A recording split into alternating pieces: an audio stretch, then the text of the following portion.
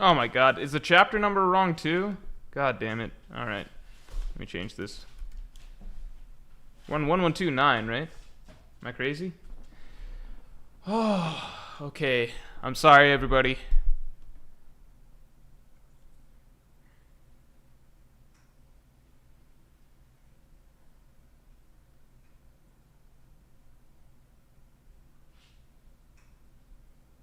Okay. 1129. Alright. Alright. Alright. Am I muted? I'm not muted. Come on now. No, I'm not muted. I can tell. Alright. Alright, everybody. How are we doing? We got a lot to discuss. Number one, I've not read the chapter. That's how behind we are at this moment in time. So I'm going to be reading the chapter live in front of you all.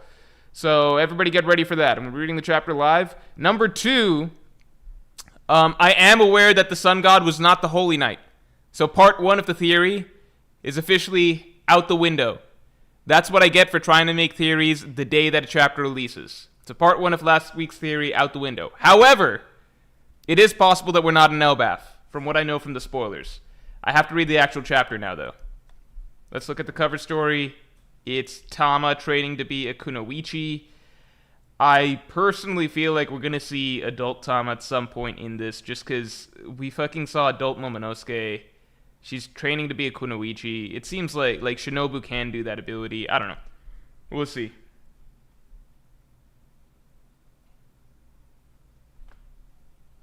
Yeah, we're doing a live reaction.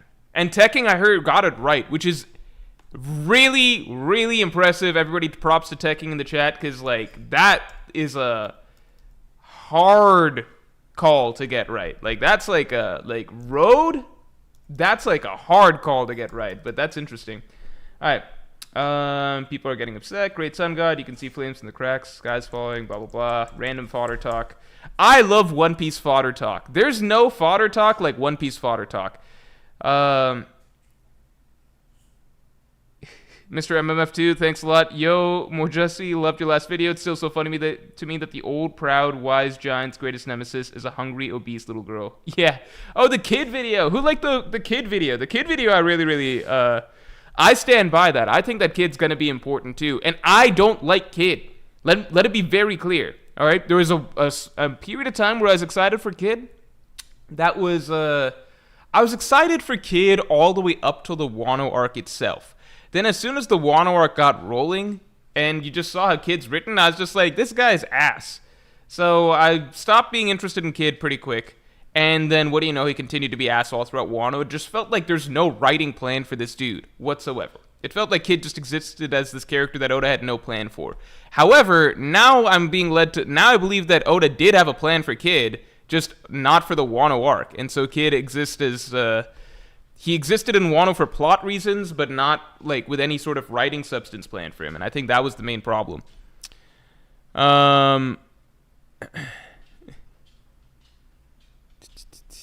Crazy haircut? This isn't a haircut. This is just what my hair looks like when I'm out of the shower. Because I am back to going to the gym, so I feel good about that. Stormfox, thanks for the 2. If Shanks isn't in Elbaf, will that be your biggest L? I guess that'd be my biggest L, because my biggest... So... Nobody remember, or people, it's so far back that people don't really remember this, but in 2018, the theory that really made my channel take off and got me to 10k subs, it took me literally from 4k or 5k subs all the way to 10k plus in a week. It was Shanks, Elbaf will be Shanks' arc. A lot of people mistakenly believed that that was a common idea for a long time. It wasn't. It really wasn't. At that point in time, it was believed that Elbaf would be Big Mom's arc. You can go back to the Reverie that came out around that same time, and everyone's talking about how Elbaf is going to be Big Mom's arc. There were some, they're really, really niche, one or two offhand, tiny things that you can find with people, from at some point in time pointing out that Shanks is a Viking ship. So I'm not the first person ever in history to say that Elbaf would be Shanks' arc, but my video was the first video that popularized Shanks being in Elbaf, because that was the video that really...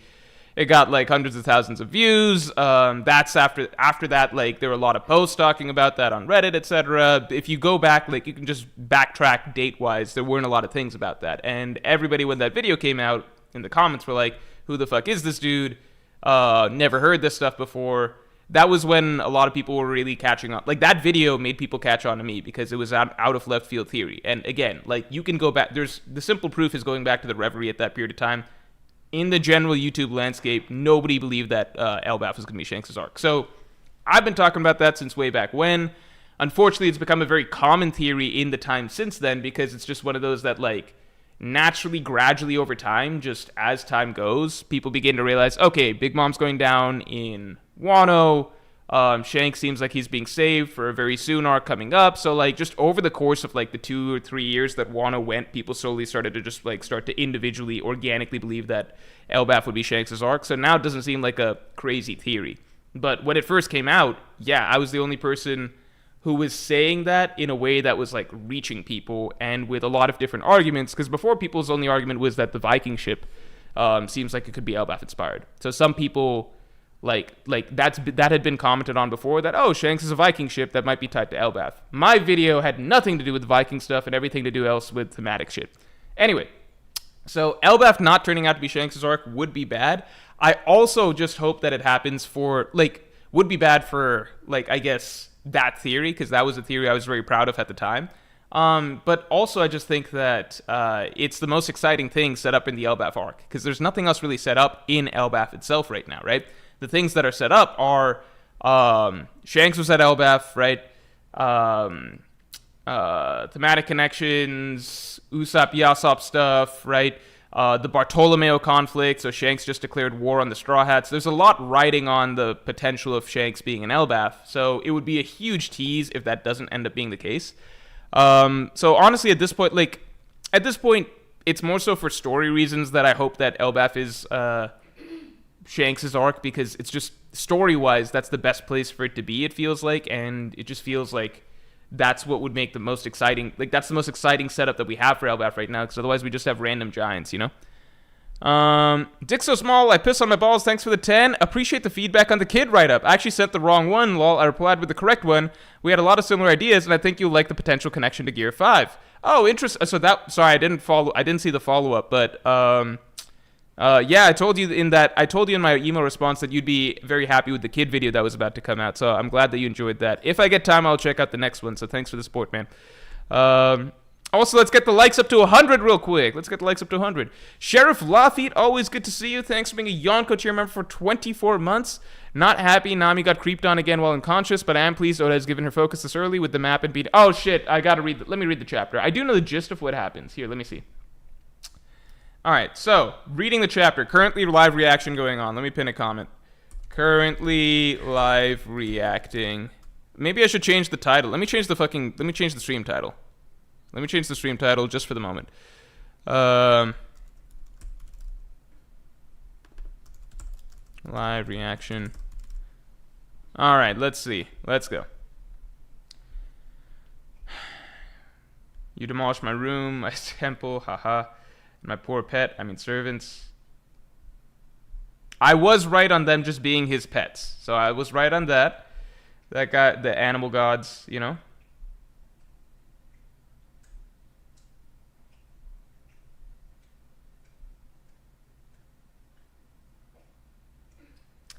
The sizes seem really skewed here, though. Because, like, everything seems way bigger than normal giant size. I'm still a little thrown by that.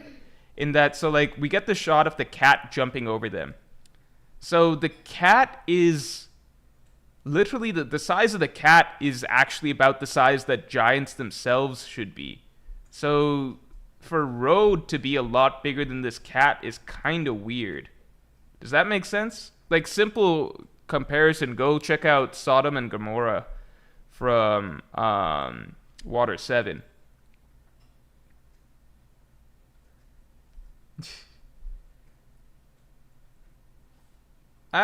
No, actually that's... Oh, I don't know. Giant sizes fluctuate. He does seem a lot... He seems like, I guess, at least an Oars-sized giant, is what I'm getting from this. But I think that might just be Oda being incorrect with scales and perspectives. If you guys remember in Wano, we were told that the numbers are all supposed to be Oars-sized creatures. And, like, this guy looks bigger than a fucking number. Or, I don't know. It's hard to say. Oda's bad with perspectives at times.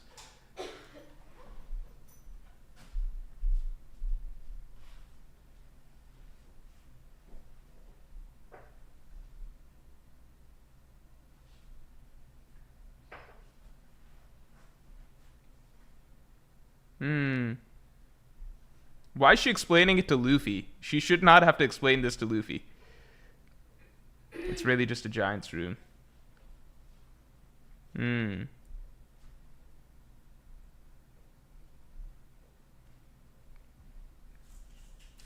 I think this whole scenario is being very generous with the giant sizes, because the giants aren't that big relative to human. Like, we've been dealing with giants, right? So like the idea that just a giant's room is so big that it makes people think that what do you call that it's an entire kingdom. That doesn't really make sense.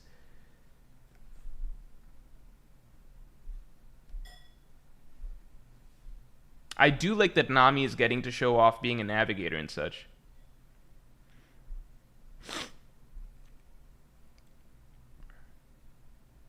Giant detention center. Why is he talking like a samurai?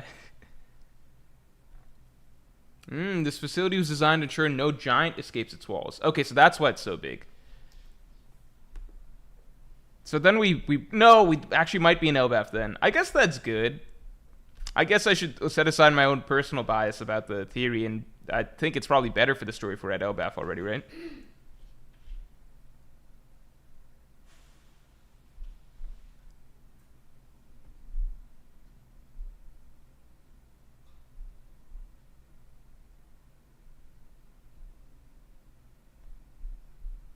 I did see discourse on Twitter about Sanji using Ifrit Jambe, people being upset about that. He's confused about metal wires being broke. This dude is so far behind, it's insane. So my assumption is that this dude is going to be... I just feel like... Because my understanding is that this guy, he's Road, right? So he's one of Hajruden's subordinates. So I feel like this might be one of the largest gaps between, like, our hero's strength and, like, an initial antagonist in an arc ever. Right? Because Dressrosa Luffy could one-shot Road. And this is Luffy and his top commanders, essentially, right? So this is literally, it's like a Yonko crew that Road is talking to here, right? It's a fucking Yonko crew. Luffy, Zoro, and Sanji. And his level is essentially, he's... How do I put this? Road is closer to...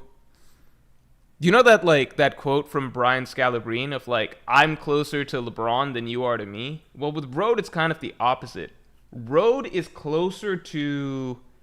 Road is literally probably closer to, like, Road is closer to Brownbeard than he is to Luffy.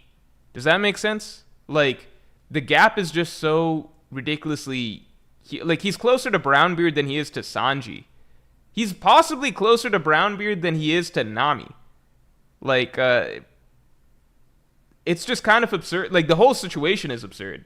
Like, this guy is just... Maybe I'm totally wrong. Let me see what he can do. But if you're Hajruden, like, Dressrosa Luffy one-shotted Hajruden, right? So, this guy is weaker than Hajruden. It's just... There's not a single member on the Straw Hat crew that should lose to this guy 1v1. Or even not just stomp this guy 1v1. And he thinks he's captured... Like, it makes no sense. It would be like him thinking he's captured, like, the Whitebeard pirates. It makes no sense, right? It would be like if... I'm trying to think of a character weaker than Brownbeard. I can't... I don't even know. It would be like if Caribou thought that he'd captured all of the Whitebeard pirates. It just makes no sense.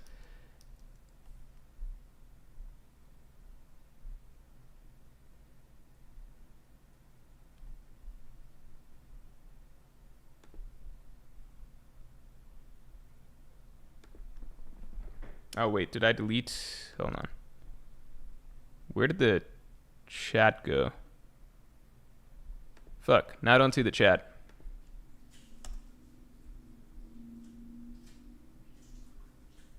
If I lost the chat? Okay, no. There we go. Also, let's get the stream likes up to 100 real quick. Let's get the stream likes up to 100.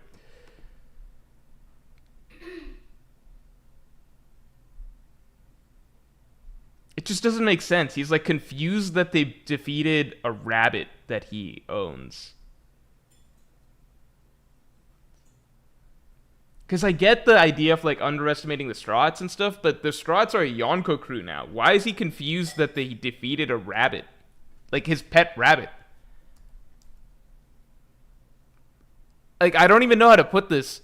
The pre-time skip Straw Hats at Little Garden could have defeated this cat and this rabbit and this snake and shit. Like, they were doing that. They were fucking tossing Sea Kings and stuff around back then.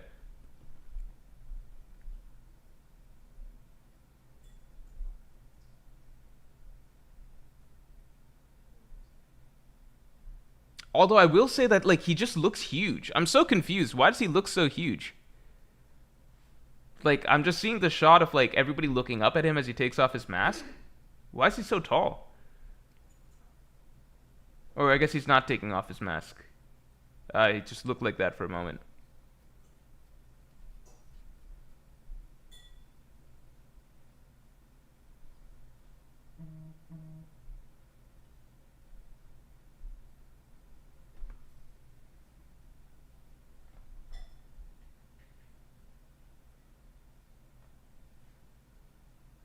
Kurokami Ninjimi says because he's ignorant of the strength of humans.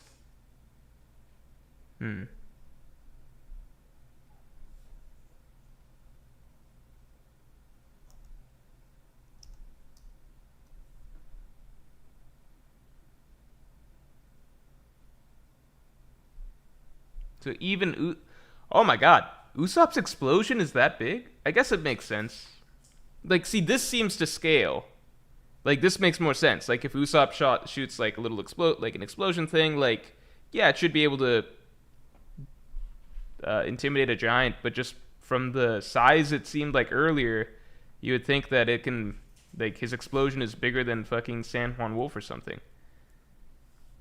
Broke the mirror. It seems like even Usopp could fuck up Roto if he wanted to.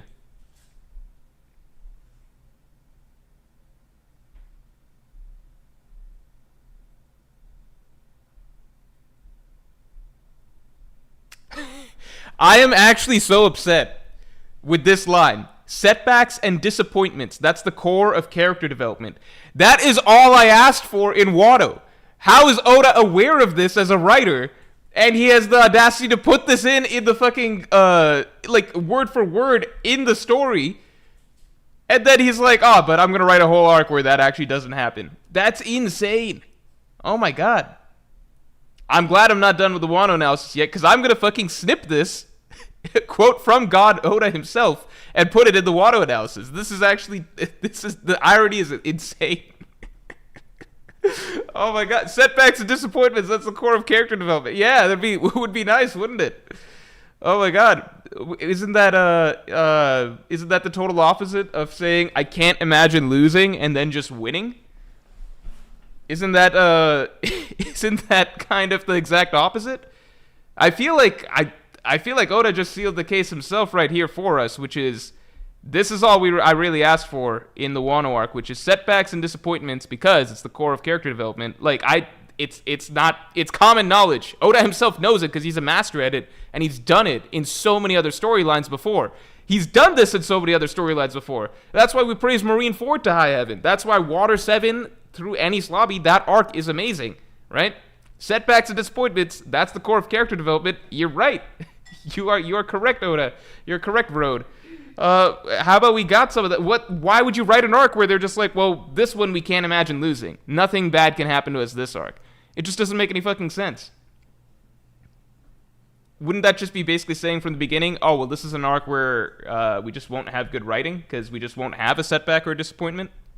Isn't that just, like, confirmed right here? What does this mean?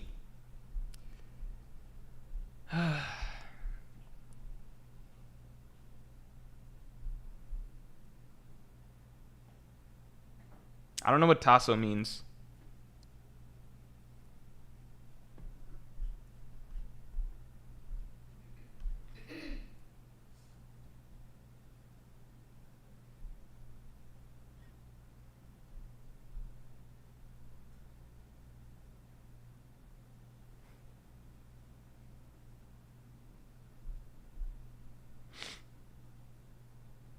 Okay, so the crow brought them. So they're probably just at Elbaf then, huh? Are they just at Elbaf?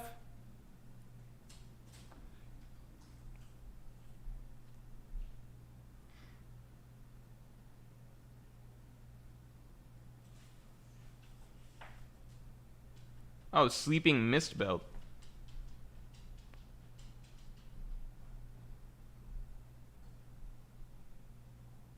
Okay. Okay. Okay. So he really thinks that they're really weak. He has no knowledge of the outside world. I guess that makes sense. Did he not see Shanks and what he did like a little bit ago?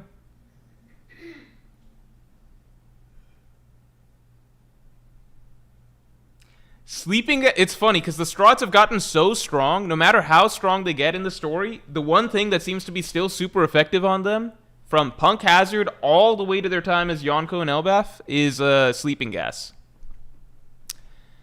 Let's get the stream likes up to 100 real quick.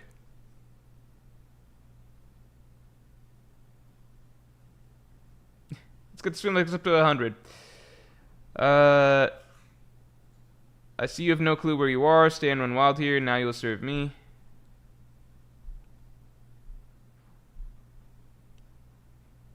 So is this dude, has he been doing this shit before? Like, what's his whole setup? He's been torturing humans here before already?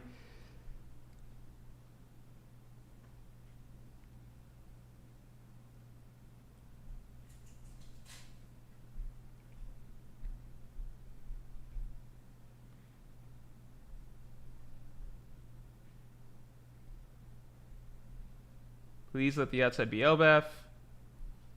Alright. Kong gun. He had to do a Kong gun to get out of here? Alright. Ah. Luffy says ah. So it's probably Elbaf then, right? Are we in Elbaf? I'm curious.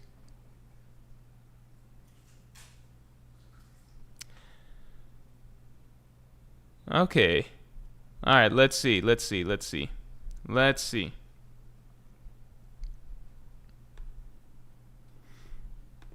Alright.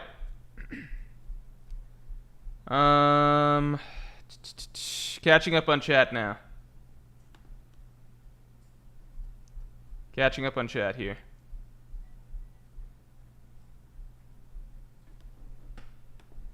Give me 1 second.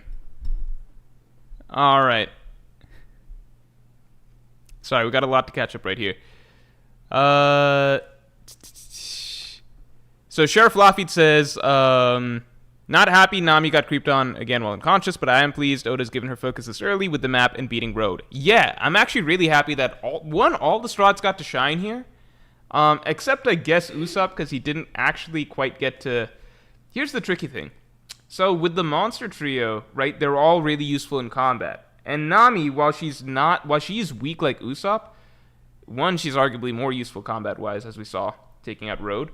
But two, she has the map, like, she's always a constant high utility character, right, because of her ability to navigate. And I love when Oda's able to figure out ways to make her navigation skills useful within the plot of the arc itself, right? So it's granted that she's useful while they're just naturally sailing, right? But that's in between arcs.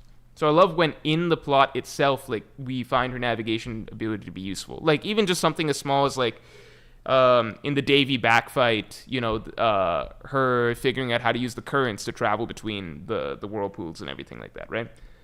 So this is another great little example of that. And I've got a video coming out this Tuesday where I'm talking about how, like, one of the things I talk about a lot of things, but one of the things I talk about is how I do think that this is set up to be a heavily Straw Hat-centric arc. And this chapter definitely supports that. The Senate, thanks to the 2. Glad to see my kid theory in the video. Hope it's true. Glad to see my kid theory in the video. Hope it's true. Glad to see my kid theory. What kid theory video? Kid theory. Glad to see my kid theory in the video. Hope it's true. The Senate, what's the kid theory? What is the kid theory? Stormfox, thanks for the 2. Did Road really think he could just keep a Yonko?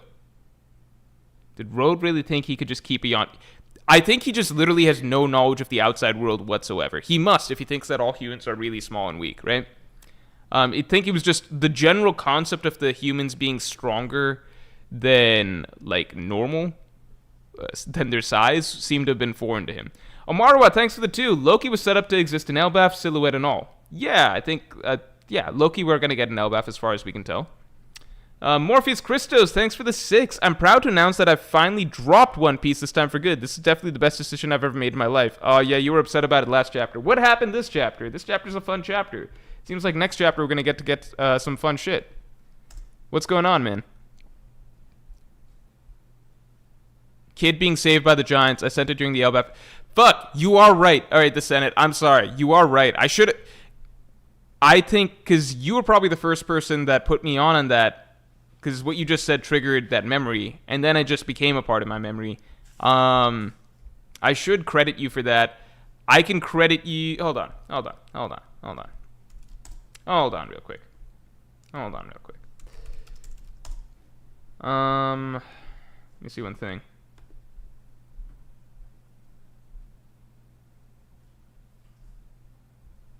You have to reprioritize show.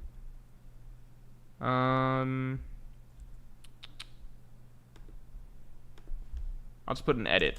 This is the best I can do, because normally I try and... Anytime that there's a theory that somebody from stream or chat suggested, I try and include a credit somewhere. But I'm just going to add an edit here.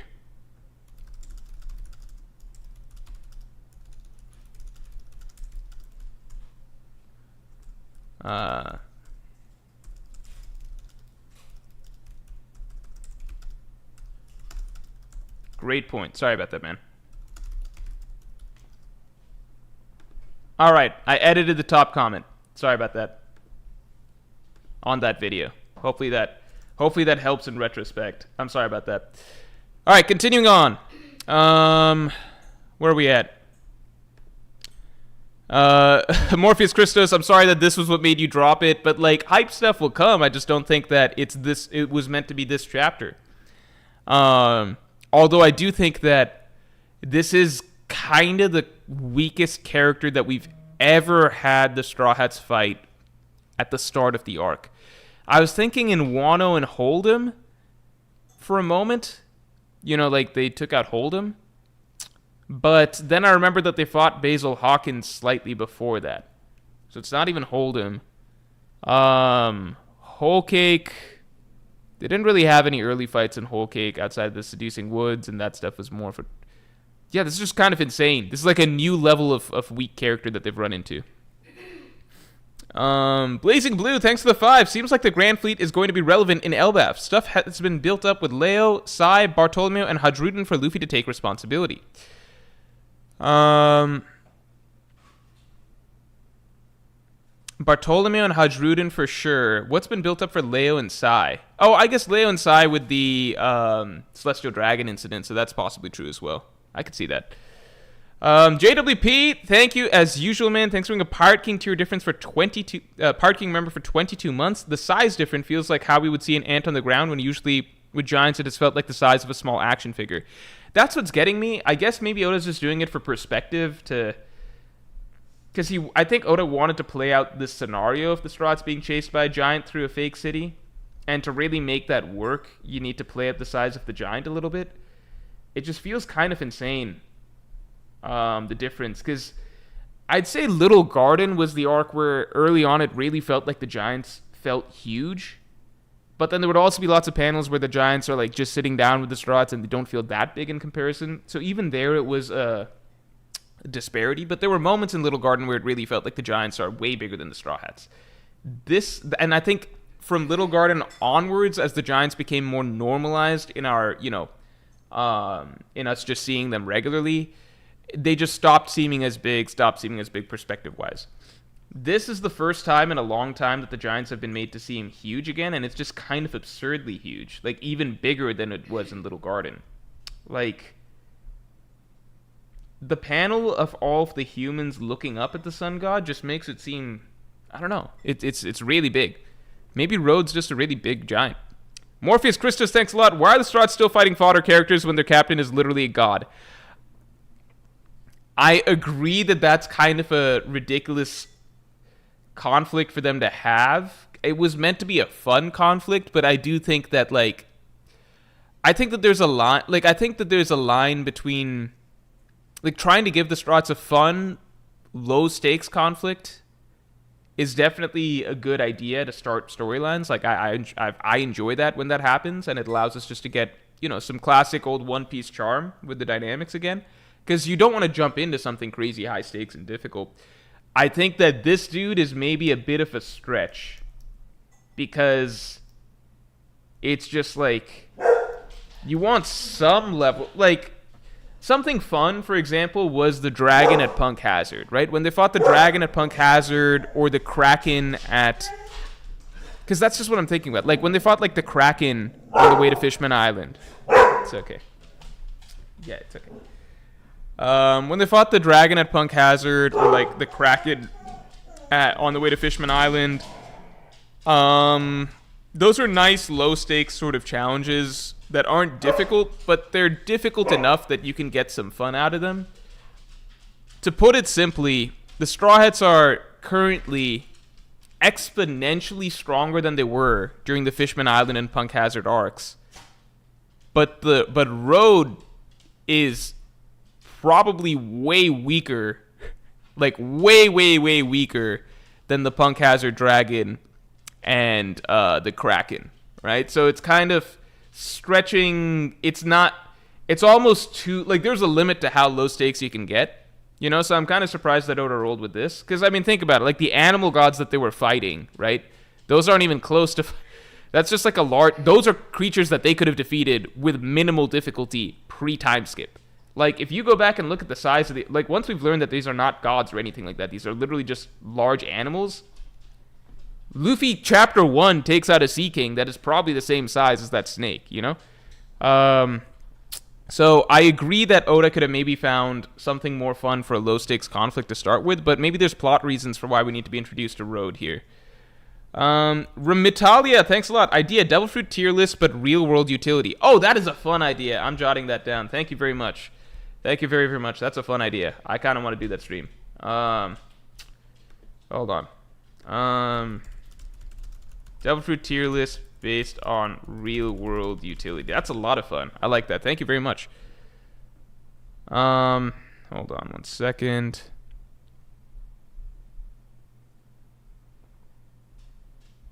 Rob says, what's the stretch? Unless they're an admiral, there's no actual threat.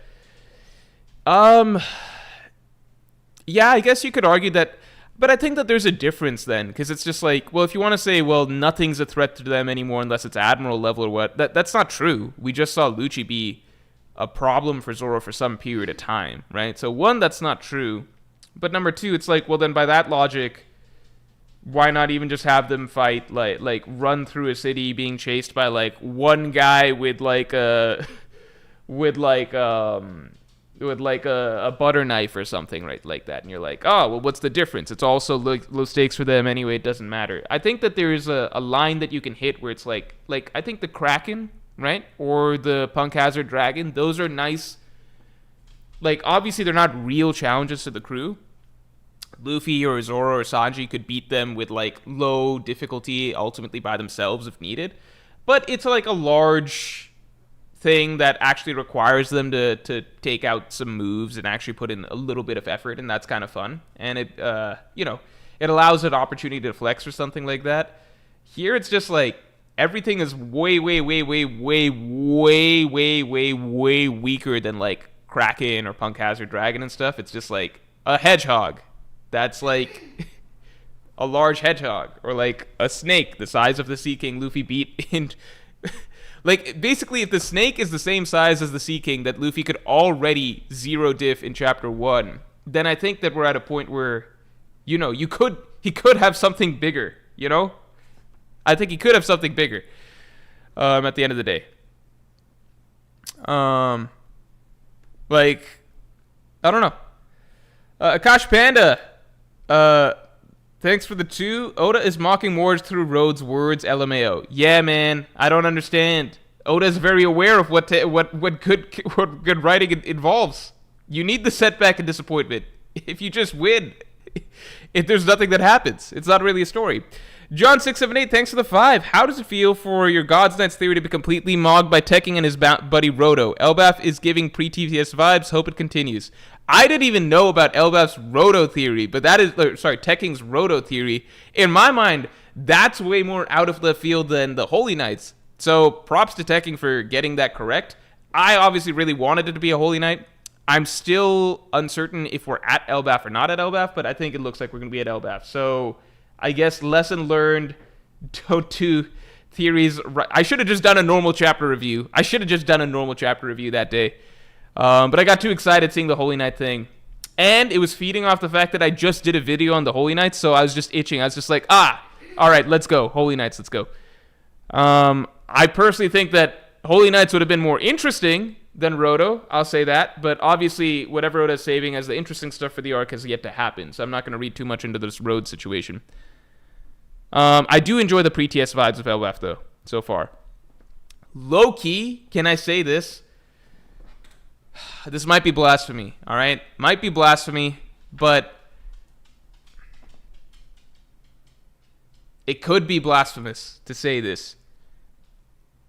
And I just dropped a video explaining why separating the crew could be good as long as Oda focuses on both halves of the crew. I really wouldn't mind if we don't see the other half of the crew again for like the next 40 chapters or 30 chapters or something. Is that okay for me to say? I would love for us to get some extended focus on them afterwards, so maybe they can get their own segment or something. But it's just too many characters, man. Like, it's too many characters bouncing off each other. I think, like, 5 is already good. Like, 5 is already a lot of, like, characters bouncing off each other, zany reactions and stuff. I fucking forgot Chopper's here. Fucking forgot he's here.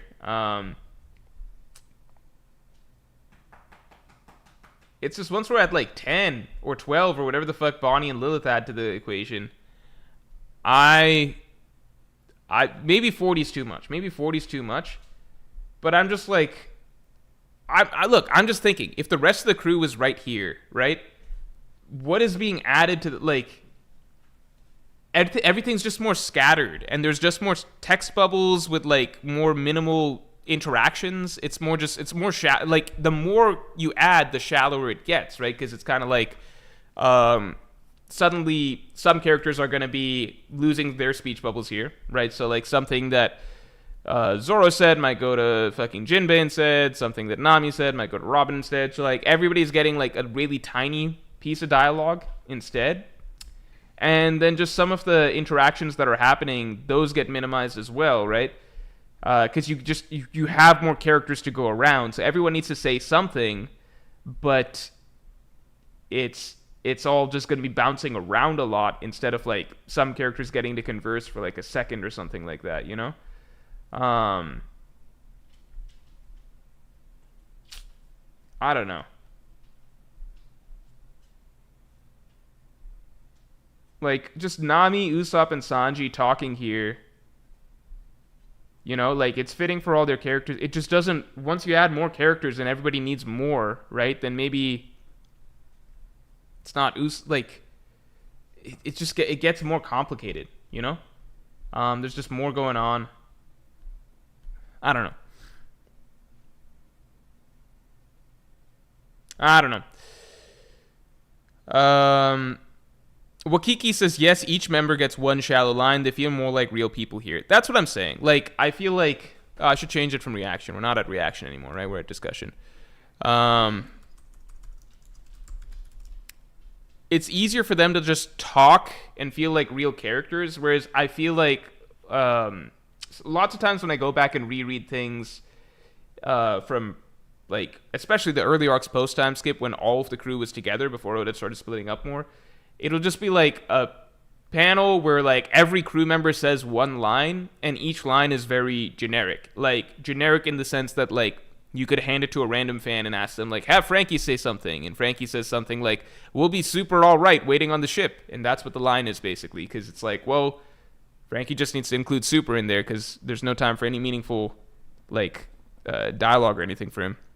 Or something about the ship or something like Cola. I don't know. I'd be cool if we don't see the rest of the crew for a little bit and we just Okay, no, that's not true. Not seeing the rest of the crew. I'd be cool if the crew doesn't reunite for the next 30-ish chapters or 20-ish chapters or sometime, okay?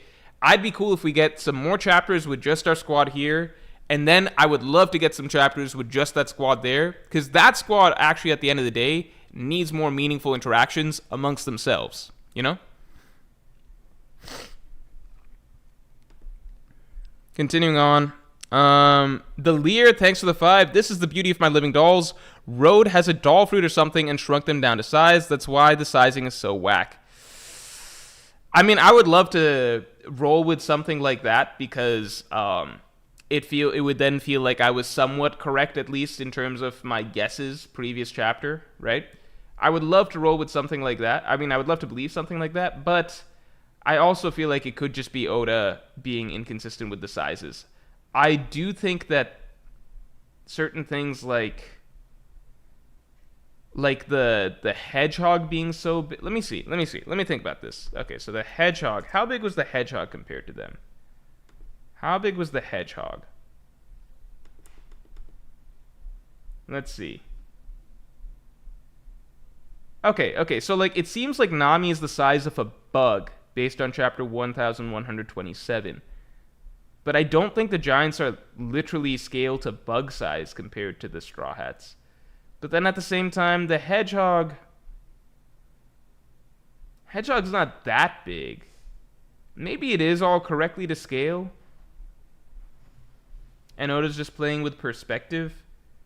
I don't know. Because I think if it was the doll fruit, then it would be an even more distinct difference in the size, you know?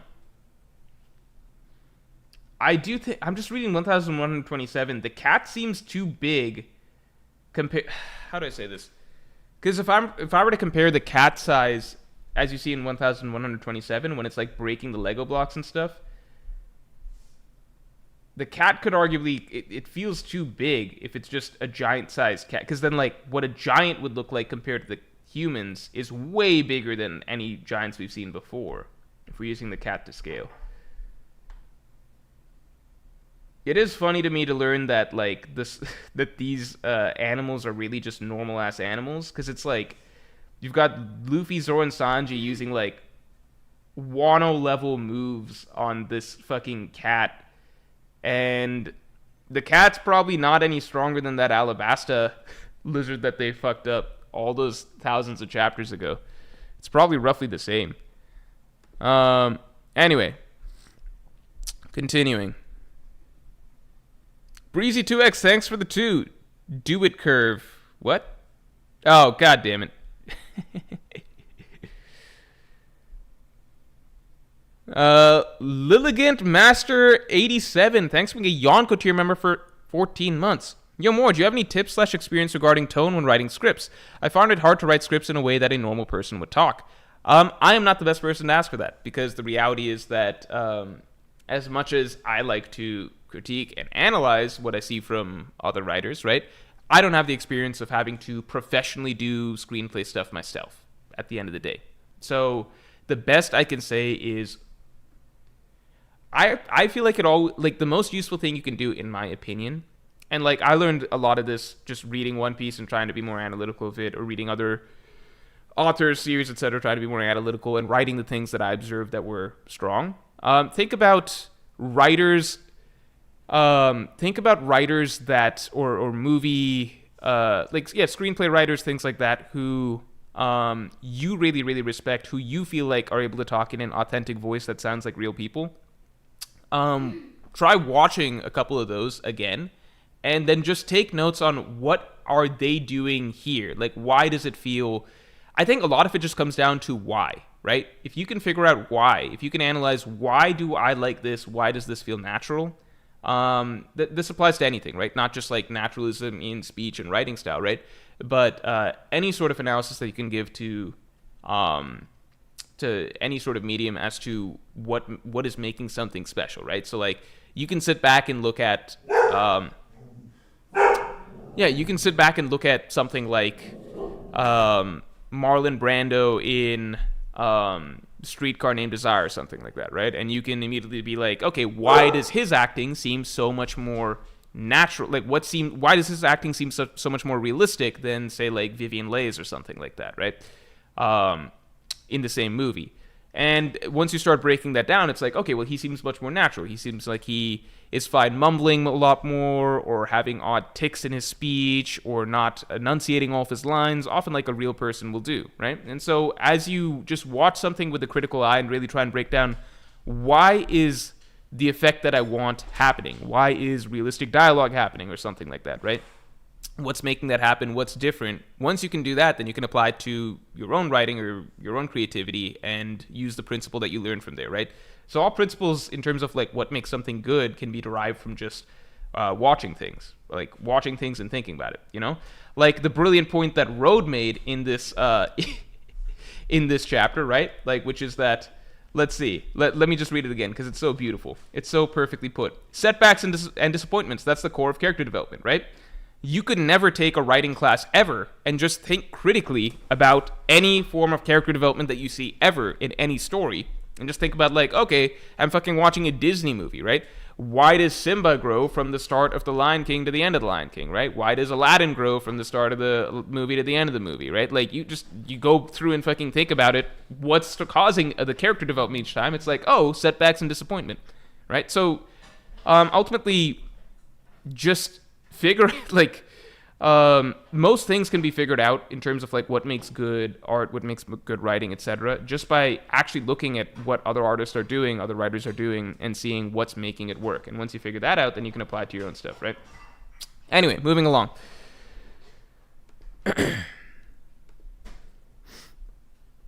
Meek, thanks for the 5. Good to see you. Fun fact, I heard from my fellow translator. Turns out in Japan there's a trope where nerds speak like samurai. So when translating, we blended nerd/samurai speak. Ah, interesting. Okay. Meek helps translate this, by the way, for those of you who don't know. He helped translate this chapter. So everyone say thanks to Meek. Sean Easton, thanks for the 5. Hey, Morj. On a potential dono stream, I think YouTube has approved charities. The Red Cross would be a good one. So you can donate directly to hold on. Because I know there was another hurricane that actually affected where my uncle was, and I was seeing it in the group chat today. Let me pull that up. My great uncle. He posted in the group chat.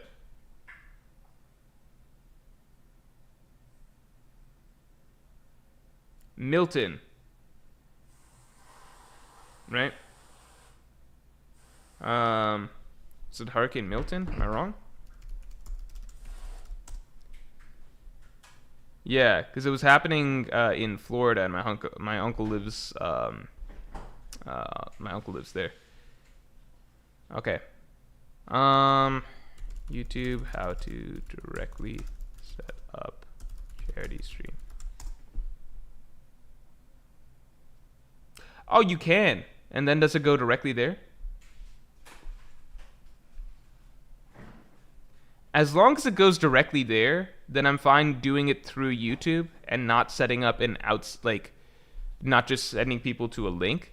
But I know that YouTube takes a lot, like from any super chat or whatever, YouTube takes a cut of that, right? So as long as it's not doing that for this, then I'm down doing it through YouTube's built-in feature. But if YouTube doesn't do that, then I would want to do it through setting up a link. Colin, thanks a lot. Current Luffy greater than Kaido. Oda ends the debate with Gear 4th. I don't know if that's the case, man. I still think Gear 5th Luffy, like, if he has no time limit, I think if Luffy had no time limit on his effects and stuff, then he's stronger than Kaido. I think Wano pretty much showed that to me. But it's debatable outside of that, you know? Morpheus Christus says, I started losing patience with One Piece after the Egghead debacle. Vegapunk's design? Oh, man, not Vegapunk's design. That's just his design, man. Underwhelming fights. I agree that Egghead wasn't good for fights. It felt like initially it was going to be really good for fights when, like, all the Gorosei showed up. But then it was tricky because we all knew in the back of our head that the Gorosei aren't supposed to lose this arc, and therefore the Strahds can't actually beat them this arc. So we didn't actually get fights in the end, but we got some glimpses of fights, like Luffy just interacting with the Gorosei but not really fighting. Zoro versus Lucci off-screen, and it was a fight that nobody even really wanted. Zoro versus Lucci was doomed to fail as a fight because the tricky thing is that even for Zoro fans, there was never any... Lucci wasn't the opponent that Zoro fans wanted Zoro to fight, right? Nobody was interested in Zoro fighting Lucci because before the Lucci fight, if you recall, like Luffy had just beaten Lucci and everybody was saying, well, Zoro would also just wash Lucci, right? People were excited to see other stuff, right? Like, what if Zoro ends up fighting Kizaru or something? Especially when the Gorosei turned out to be a force in the arc. It was like, what if Luffy fights Saturn and Zoro fights Kizaru? That was like a discussion that kept coming up, right? So Zoro fans weren't even interested in Zoro fighting Lucci because the belief going into it was already that Zoro's way up here and Lucci's way down here, so there's no excitement to be had, right? So when it turned out that Zoro's fighting Lucci, I remember a lot of the discourse was like, okay, well, the fight will just be over really quick, and then maybe when Luffy's recovering or something, Zoro will fight Kizaru, or Zoro and Sanji will fight Kizaru or something like that. That was the hope, right? Nobody was interested in Zoro fighting Lucci. And then it turns out that Zoro doesn't beat Lucci super quick, and it's actually taking a while. So it's already kind of not fun for Zoro fans. But then on top of that, it's off-screened. So it's like, okay, even if we are getting this fight that we didn't actually want to be a fight, we wanted to be a stomp. But even if we are getting this fight, we're also not getting the fight. We're just being told that it's happening off-screen, and it's not being the stomp that we want. So we don't even get the fight that we don't want to get. Does that make sense? And then it ends, obviously, with Zoro pulling out like an actual strong move and finishing off Lucci like people hoped. But that's essentially it. That's the fight, right? So Zoro doesn't get a good fight. Sanji, we've got blue balled with the Kizaru moment, where it seemed like he's going to get a moment, right? But then it doesn't happen. And then Luffy versus Kizaru, which I think people were like really hyped for it going into it. Then people were kind of lukewarm on it as it went, and people kind of felt like it was... I forget, like, it wasn't, like, nobody talks about Luffy versus Kizaru as a phenomenal fight. People are kind of like, okay, that happened, and it was solid-ish. Then we started getting the Gorosei shit, and people were like, okay, so Luffy versus Kizaru, that was a warm-up, but the real fights are going to be, like, Luffy versus these Gorosei, like Saturn and all of these things, right? And then as time went on, it was like, okay, so we're not getting a fight between Luffy and the Gorosei, really. The arc's pretty much wrapping up.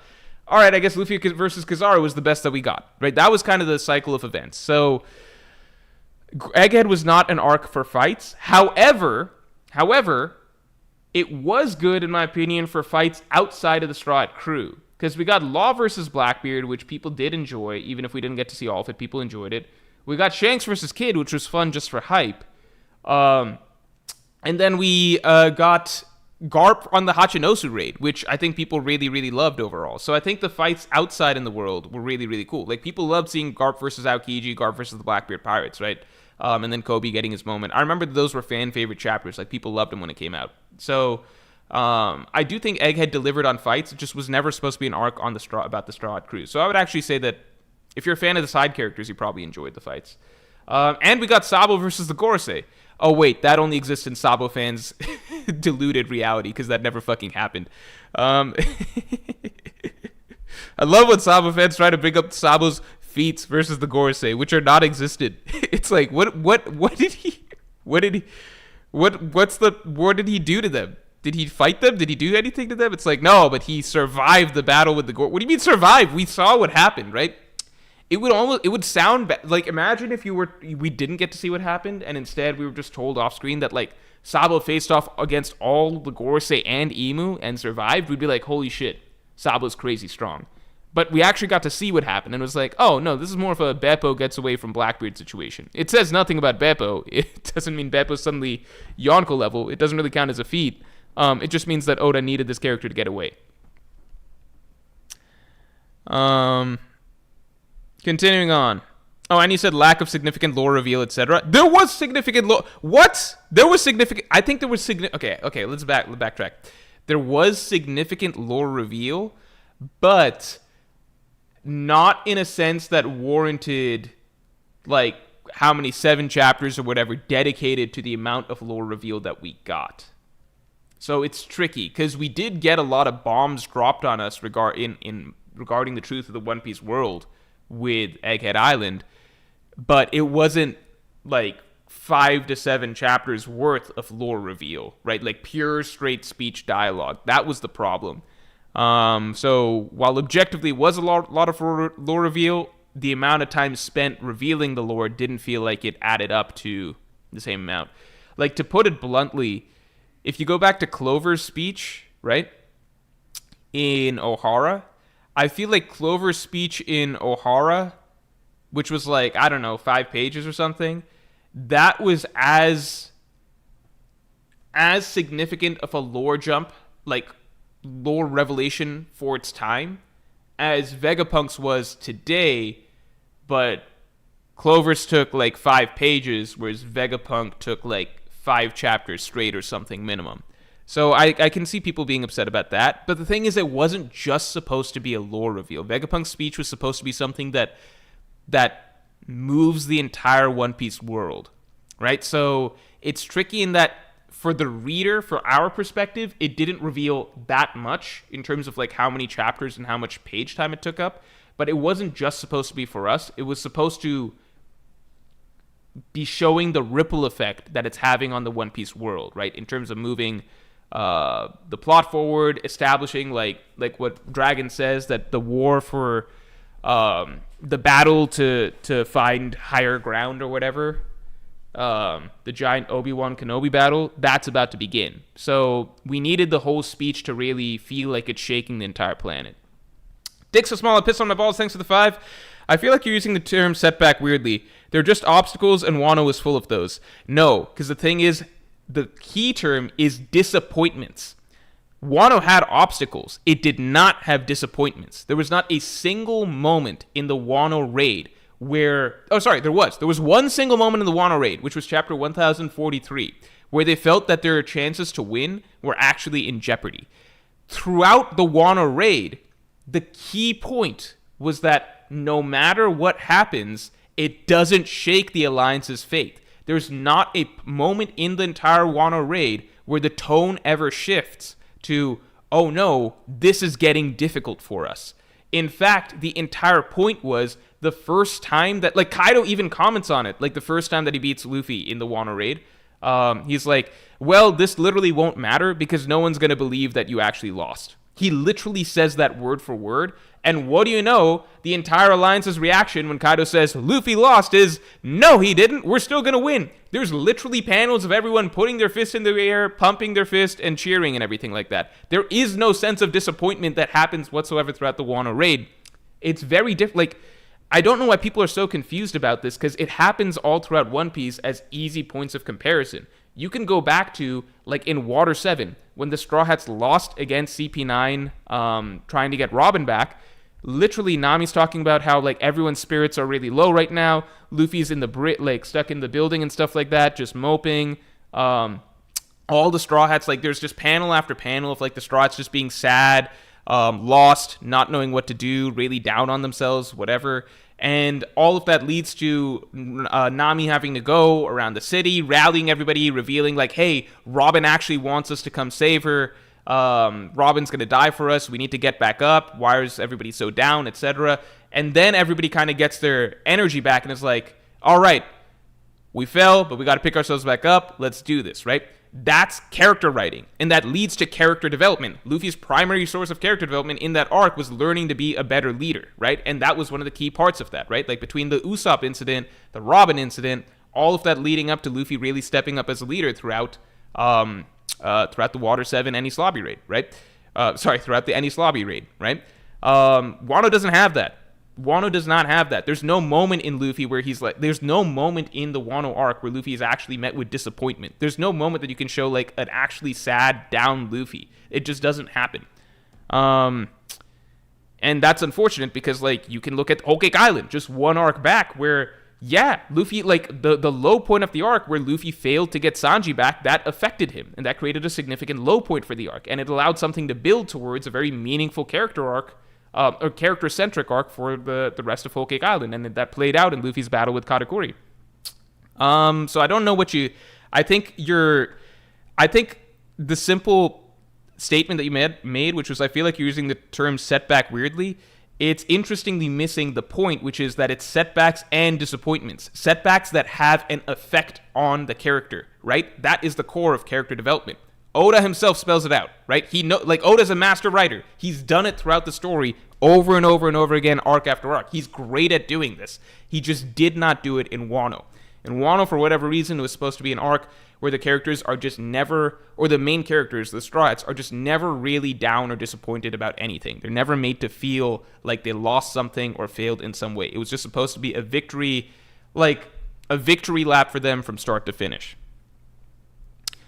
Tom, thanks for the 5. I still think everyone is shrunk down. PG-5 Roto ensures that no giant can escape the walls. That's interesting. Also, the villagers act like giants explains big size gap. I thought that they said that the villagers are actually humans or something like that. Are the villagers giants? The villagers are supposed to be... I thought the villagers are humans too. Right? I thought that was established. That the villagers are also humans.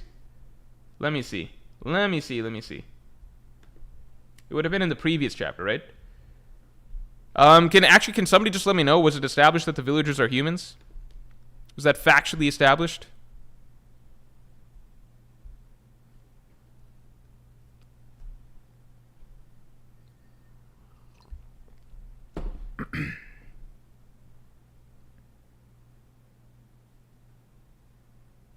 Page 5?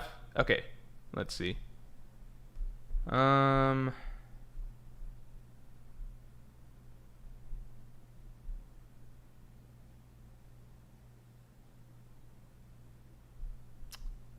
Just remember this vast land belong... What?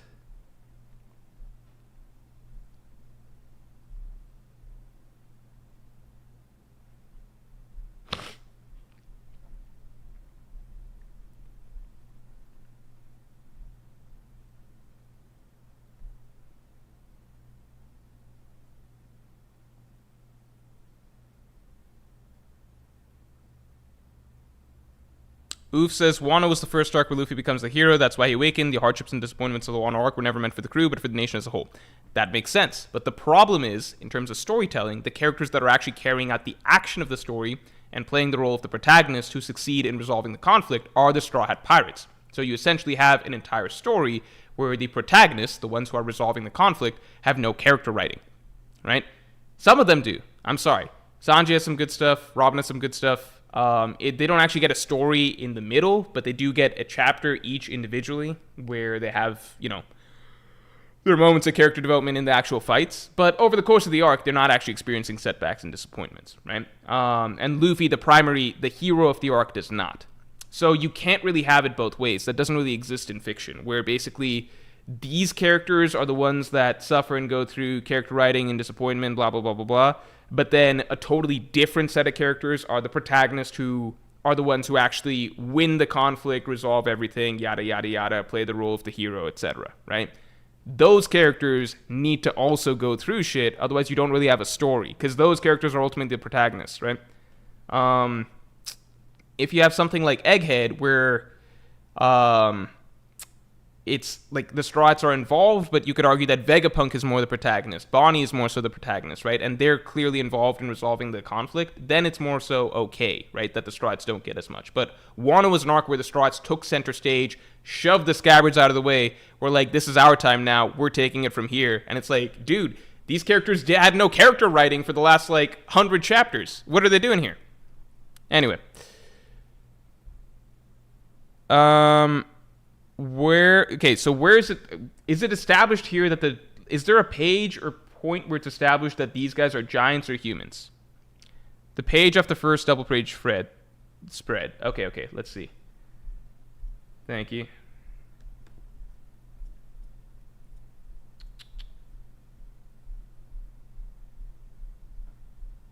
Okay. It's a giant detention center. That makes sense. Ah, okay, it's a giant detention center. So you think those giants are shrunk down? Interesting. So he looks like a giant, two giants. That makes sense.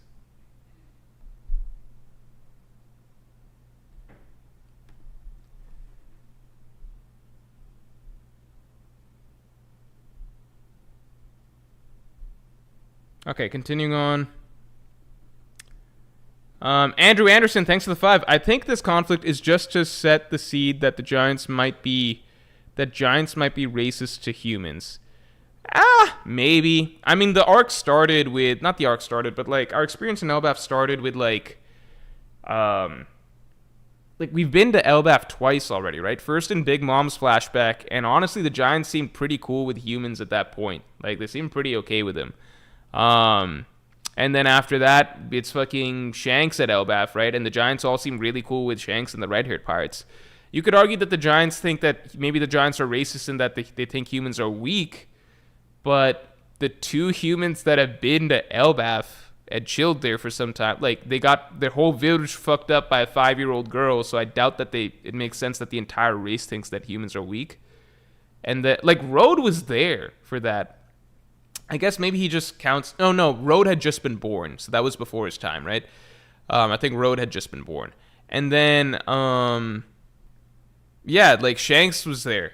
Shanks and the whole fucking Yonko crew were there. So, I don't know, maybe giants are racist towards humans or something like that, but, like, we've been to Elbaf a couple times now in the story, and that didn't really seem to be the case. So maybe it's the case, but who knows? Aliato5, thanks for the 10. Arc might be about Luffy coming to terms with Yonko responsibilities. The focus on the issues with his fleet acting on his own. Blackbeard attacking his territory could be a test of that. That could be cool, especially because, like, a small example is, like, Shirahoshi just got outed as, by Caribou, basically, as being the ancient weapon. So maybe Blackbeard doing something related to Fishman Island could be interesting. I can't imagine how the story would travel back there so fast. Also, let's get the stream likes up to 200 real quick. Aespa Comeback, thanks for the 10. Why does Kaido's aura drop so much? I've been thinking about this character a lot lately and why he feels so lame. I don't think his brutality and power were conveyed very well in his battle against Luffy. I mean, some people would argue that Kaido didn't kill anybody, so he never was effective in that sense. But I think that a lot of people still find Kaido really hype because the anime gassed him up really, really. Like, the anime animated his fights and stuff like that phenomenally. Like, it made him look really, really cool. So, if you feel like his aura dropped a lot, I think that's just going to vary from person to person. It's hard to say. I don't know if that's a consensus sort of thing. Some people still think Kaido's like one of the most hyped characters in One Piece, you know? JWP, thanks a lot for the gifted memberships as usual. Everybody in chat say thanks to JWP. As usual, always coming through with the memberships, man. Evil Friend, thanks to the 5. What type of character work would you need to be okay with Kid beating Garling if that's even possible? You're breaking my heart, man. Oh my god. Be okay with Kid beating Garling. Oh my god. I just put out a fucking video talking about Kid potentially getting a redemption arc in Elbaf. It's just, he would need to be a totally different character. I'll say this. I would love to go back and share the panels. I don't like sharing panels on a chapter stream, even if it's not for the chapter itself. But if you go back to Kid's writing pre-time skip, every time Kid opened his mouth pre-time skip, it was fascinating stuff. He was like a little mini Doflamingo in the making. Like, every time Kid opened his mouth pre-time skip, it was actually philosophically poignant, interesting observations. He was sinister and darker in his worldview than Luffy, but that was almost refreshing in that he had that same sort of like, I'm going to be the next pirate king, you know, yada, yada, yada, but like, he's sharper about it and more like there's like a mean streak in him, you know? It's not the same as Blackbeard. Blackbeard's like a different version of that whole thing. But like, if you go back to Kid's dialogue, like one of the most important pieces of dialogue in the story is when Kid's at the auction house and he's talking about, he's first framing it to the reader that, look, the world, like, they call us pirates really, really evil, etc., but the world nobles ultimately, like, the world is the way it is because of them. They're the true evil, right? That's a really, really important piece of dialogue. It might seem standard to us now because we're so deep in the story, but you got to remember, Sabaody was the first point in the story that was really a turning point to make us understand that a lot of the core problems of the world came down to the world nobles. And Kid was the character that really framed that, because this was the first time we're seeing the world nobles, and we're trying to place them in the whole structure of the One Piece world, narratively, thematically, etc. And Kid's pointing out, like, look, the way the world is fucked the way it is right now and overrun with pirates like us is kind of because of these guys, you know? So that was his first piece of dialogue. Then we get the next piece of dialogue, which is Kid competing with Luffy about the One Piece. And kids talk, like, Luffy talks about, like, I'm gonna be the one to find the One Piece. And kid, like, has an interesting piece, like, statement here, which is like, people talk about, like, people all this way have laughed at people like us for saying that we're gonna find the One Piece. Like, we've all experienced that on this climb up. But the reality is that only people who have the guts to say it are going to be able to survive the next leg of the journey in the New World, right? It's similar to what Blackbeard's philosophy was back in Mocktown, which is like, you got to be able to say like these sort of dreams, because if you're shooting for the top, right? But Kid puts it into perspective even more. And then again, like right after Marineford, Kid's like, they're watching the whole thing. He's laying out like what's going to happen next. He's like, the Yonko, this has been the power balance so far. Now it's been thrown off. Now things are going to change. Now the new era's coming. Like, Kid really had, like, if you go back and just copy paste all of his dialogue from pre-time skip, he was like it felt like Doflamingo's dialogue pre-time skip, where every time Doflamingo opened his mouth pre-time skip, it was some interesting, poignant shit that Oda was having him communicate. Then we get to Kid post-time skip, and it's just this fucking, like, I've said this rant on stream before, but it's just frustrating, because it's just like, everything that comes out of his mouth is just fucking, like 4 IQ, just bullheaded meathead drivel. It's just such a far cry from what it once was before. So I don't know what character development exactly would make me love Kid, but I was excited for the character pre-time skip, and I wish we could somehow get that character back. If Oda could somehow change the way that he's presented, get back to having him offer interesting perspectives. There was not one moment in Wano that it felt like Kid as a character was offering some interesting perspective on the events of the arc. It felt like he was it felt like he was sort of dumb like Luffy, but in a aggressively unlikable way, which is just not a good character combination, because the thing that makes Luffy work with his dumb, like, minimal thought, stubborn bullheadedness is that he's so pure and kind of hard, right? When you just have that personality type, but they're also mean and just like very like selfish and stuff, like it just doesn't work. I mean, it like, there's not one thing Kid does in Wano that's likable, down to the very end where, like, I was just rereading the end of Wano where, like, Kid has no road poneglyphs, right? He's been getting his ass handed to him this entire story. Luffy and Law have 3. Kid has none. He has made no progress towards becoming a Yonko. Law kindly gives him 3 road poneglyphs. He gives him 3 road poneglyphs. All right? On the way out. He's like, here. And Kid's like, what's this? Law's just like, well, it's just fair. I'm making it a level playing field. So Kid's like, okay, I got 3 road poneglyphs now. Before I had 0. Then Kid starts talking about, like, to get the last one, I have to find the man with the burn scar. Luffy's like, man with the burn scar? Who's that? And Kid's like, haha, you don't know? Well, I'm not going to tell you. And it's just like, what the fuck, dude? This is like, that is low key. It's presented in the story as kind of like a funny little interaction or whatever, of just like, haha, Kid's being selfish. That is low key. One of, like, the lowest of the low things any character in One Piece has ever done. Like, seriously think about that. Like, that is just straight up detestable. I almost feel like Blackbeard himself might not do something that shitty. I have a feeling that Buggy might not do something that shitty. I don't know. Like, that is just straight up, I don't know. He got 1 from Big Mom? Fine. I apologize. He got 1 from Big Mom. Got 1 from Big Mom. My bad. Got 1 from Big Mom. Deadass says, and earned 1 from Kaido? He did not earn jack shit from Kaido. What are you talking about? What? Show me a panel of Kid doing any degree of damage to Kaido, and I'll guarantee that he earned something from Kaido. Ace McComeback says, why would Kid act nice or even logical? No, it's not why would he. It's not why would he. It's just like, is this supposed to be a character that we're supposed to be liking in some way, right? Generally, even the what do you call? Like, even the bad guys, right? Like, Kaido, at the end of the day, was a bad character, right? But even he showed honor throughout that storyline, right? It's just like Kid acts like so pathetically scummy and so blatantly that it's just like, at what the amount that it would take for me to really like and feel like this character is redeemed is a shit ton of character writing.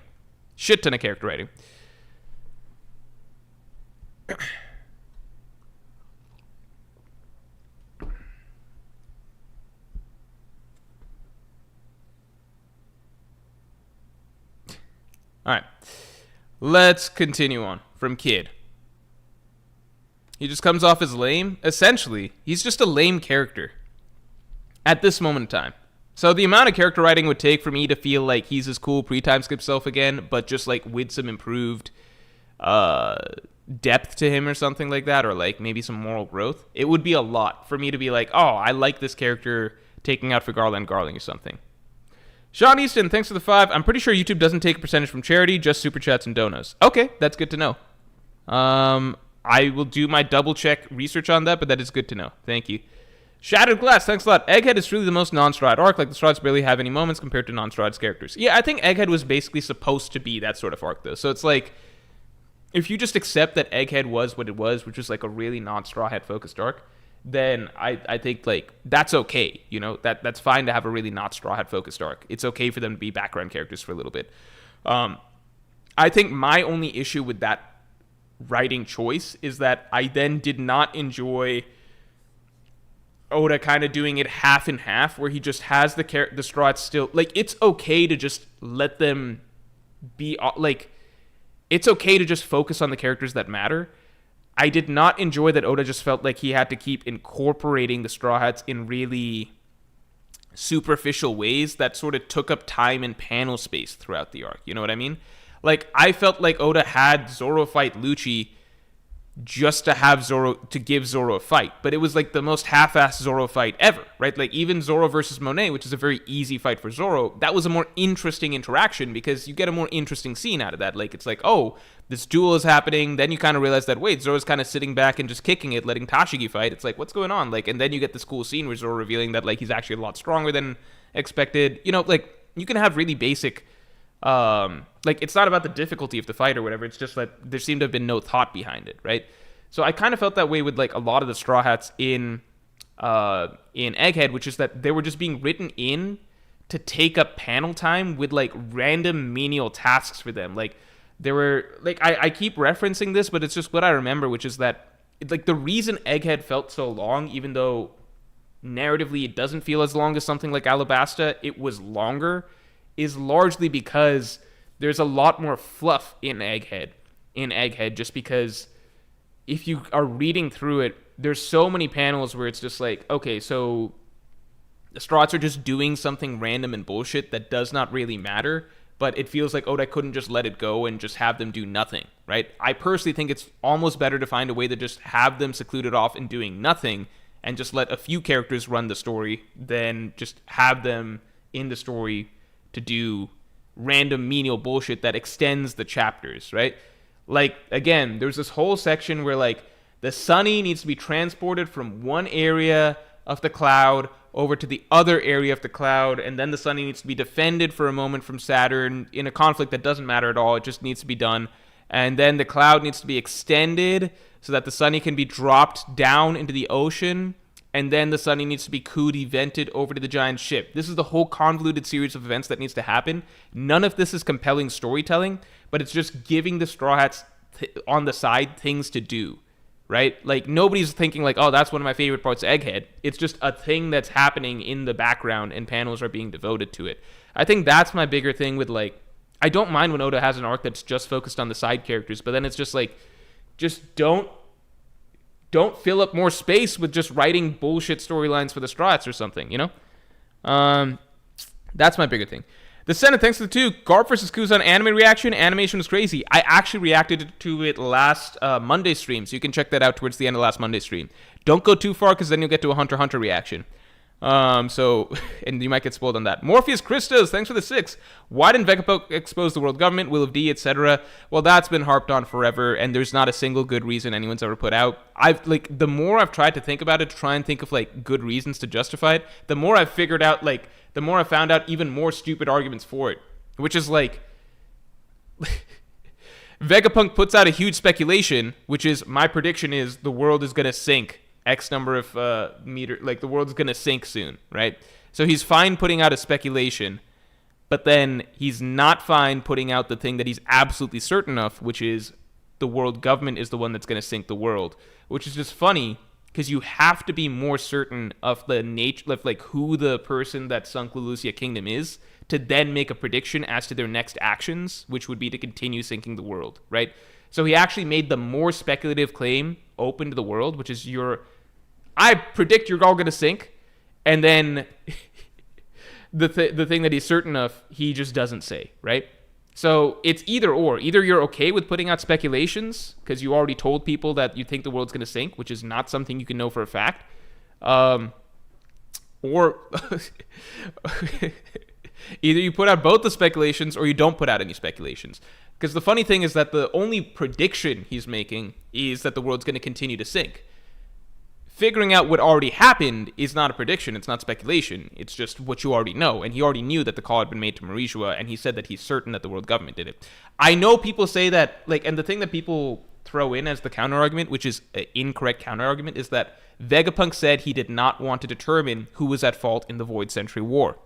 Who is at fault at the Void Century War is a subjective moral opinion, right, about something 800 years ago. That is not relevant to the current argument, which is, why did Vegapunk not say that the world government is the one that fired the weapon at Lulusia Kingdom today, right? Forget it. Void Century War, whatever happened, whatever moral judgment, that's fine. Vegapunk doesn't want to make a claim about that. That's like me saying, like, well, I don't know who is right about, like if we heard that, like, Britain blew up like a hospital or so, like blew up Britain nuked. Imagine Britain nukes Spain tomorrow or something like that, right? Imagine Britain nukes Spain tomorrow, right? And you have concrete evidence that Britain's nuked Spain, right? You could just say Britain nuked Spain. You don't have to say any moral judgments or anything like that. You certainly don't have to say, well, Britain and Spain, they've been at odds since 800 years ago, and I don't know who was at fault 800 years ago when Britain and Spain first came at odds, right? That's not relevant. You don't have to say that. It's just like, okay, well, what happened to Spain today? Well, I know for a fact Britain nuked them. Just say that. You're not saying any moral subjective reasoning. You're just saying an objective truth, which is Britain nuked Spain. That's irrelevant to the 800 years ago moral conversation, right? There's genuinely no argument for Vegapunk. And then it's like, well, I don't want to speculate, but my theory is that someone's going to nuke the rest of the world. That's speculation. That's what speculation is. Saying something you already know for a fact, which is Britain nuked Spain, is not speculation. It's kind of insane, the amount of, like, idiocy in terms of explaining Vegapunk's reasoning. It just does not make sense.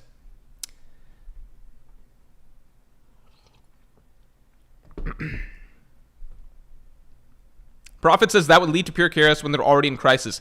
Here's the thing. That would be the last defense. So one, that's headcanon because it's not insinuated anywhere that Vegapunk is worried about the chaos that would come out of this, right? That's not insinuated anywhere. So you need to actually prove author's intent. Is there a panel where Vegapunk says, I'm worried about how people would react?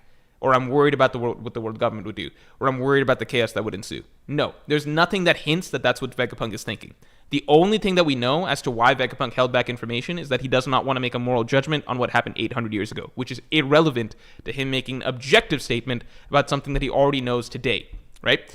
So that's number one. Number two, it's established in the story that this is already going to throw the world into chaos. Dragon says this is going to start a war amongst all the nations of the world against one another to get to higher ground. Right? This is going to start a war where everyone's going to try and fucking murder each other because they're just trying to get to higher ground. The one thing objectively Vegapunk could have done to prevent this is to tell people who is going to blow them up and who's going to sink the world, right? Because right now, all they can do is try and kill each other trying to get to higher ground. So instead, he set them all against... The effect of what he did is setting them all against each other instead of against one common person who's going to cause their demise. It makes no sense. It is there is no number of hoops that you can go through that Restrikers is Morj ignoring the fact that Vegapunk's a pure scientist. Yes, so why does he not state something that he says he's certain of, which is Lulusia Kingdom was blown up by the world government. What does that have to do with being a pure scientist or not? How is that relevant? Right? Like, that's the statement, right? Because you have to assume that Vegapunk is... Like, the one thing we know is that Vegapunk is making the statement to the world for a reason, right? So if he's telling the world that you're going to be blown up, or not blown up, you're going to be sunk, right? He's saying it for a reason, which is to give information to the people of the world, right? The information he's giving is in fact speculative. So if you want to go by the pure scientist argument, He's making something that's not concrete, and he's making an assumption that's not concrete, but he's sharing it with the world. He's leaving out a random piece of information for no reason, which is who caused the sinking of the world just one day ago, right, with Lucy Kingdom. So that has nothing to do with being a scientist or not. I don't know.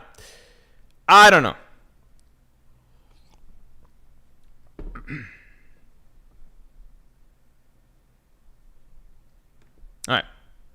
Continuing on.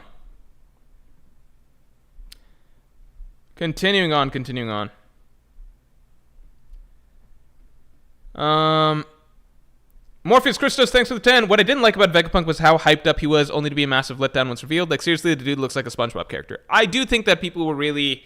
Vegapunk was hyped up for held in shadow for so long that it kind of had the Oda effect where, like, Oda doesn't like showing characters before they're finally revealed, right? So he'll keep them silhouetted, which can sometimes lead people to feel like, oh, they're being silhouetted for some special reason. There must be something special about this character's design that he doesn't want to reveal to us. So there's theories going around like Vegapunk's from the moon, Vegapunk's like a fucking alien or something. Like, the theories got really out of whack, or Vegapunk's related to somebody we know, because he's been kept hidden from us for so long. In reality, Oda just doesn't like showing characters full designs before they're ready to be in the story itself. So there was no reason to hide his silhouette. So that gave people the impression that his design was going to be something very, very important, but it turned out to just be Oda's idea of a wacky scientist design. Also, let's get the stream up to 200 real quick. John678, thanks for the 5. Don't get how the slightest reference to Wano instantly set you off on a 15-minute yap sesh like thunder to a non-vet, yet the actual vid is not here. Because the actual vid is almost here, John. It's almost here.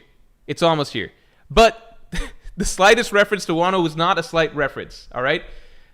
I think the thing that triggered me was the fact that Oda, as the author, is very, very, very well aware of the what good writing entails. He's obviously done that for like decades and decades. He's a master storyteller. It's just bizarre that for one arc he was like, well, I don't need it. I don't need it this arc. And that's what set me off when it's in the story itself. Like having this character outright explain what good writing is. Roto saying setbacks and disappointments, that's the core of character development. It's like, holy shit. It's not like Oda's just like suddenly became a bad writer in Wano. He knew this all along. He just didn't do it. Dick so small, I piss on my balls, thanks to the 5. I think a lot of fans who dislike how much Gear 5 Luffy laughs are about to see themselves in Kid. I don't know about that, because they already see themselves in Zoro. Kid's very, very different.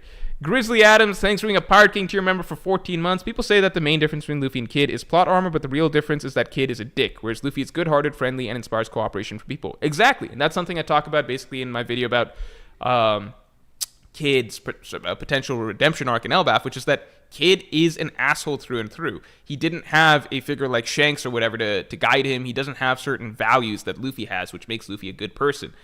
Even just Kid, like, how did Luffy learn hockey, like advanced hockey? Fucking Hyogoro taught him because Luffy's a fucking good guy, right? Hyogoro taught him because Luffy's a good guy and he wanted to help Hyogoro out. And so Hyogoro helped him out in return. Kid's whole mentality was like, I'm not going to trust anybody or anything. I'm going to do my own thing and I'm going to fail again and again, right? That's his whole thing. That's the biggest difference between the two.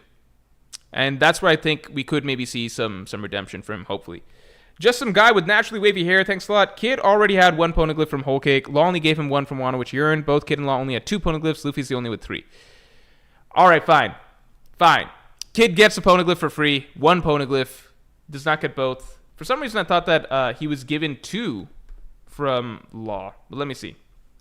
Because I thought they shared their poneglyph with Law as well.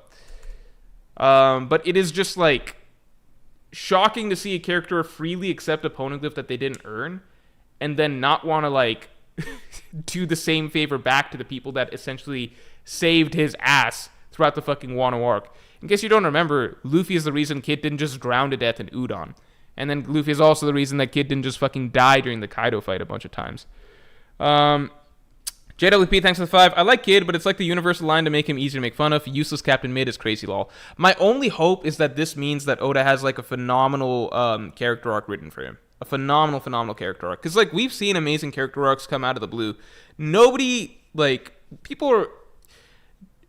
Kuma was nobody's favorite character till the Egghead flashback happened, right? All it took was one storyline, one character storyline to make everybody like be like, holy shit, Kuma is just amazing. Like, beautiful, beautiful character, right?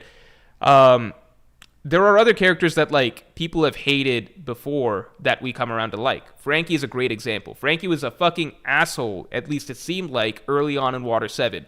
And like after the whole Usopp situation, the way it went down, I and many others, like initially when you're fucking going through Water 7, you fucking don't like Frankie. He seems like a just fucking piece of shit. And now it's just like, man, I fucking love Frankie. I wish that we got more fucking character development out of him. Like more stuff arc to arc, you know? So you can change people's minds about characters. It's gonna take Rick a really big one, you know, a really big thing. Eric J.O., thanks for being a Yonko tier member for 12 months. Sup, Morj. Crazy to me how Egghead is the 4th longest arc and feels like it only set up more for Endgame. Oda's truly ambitious. Also, you're the GOAT. Thanks, man. I appreciate it.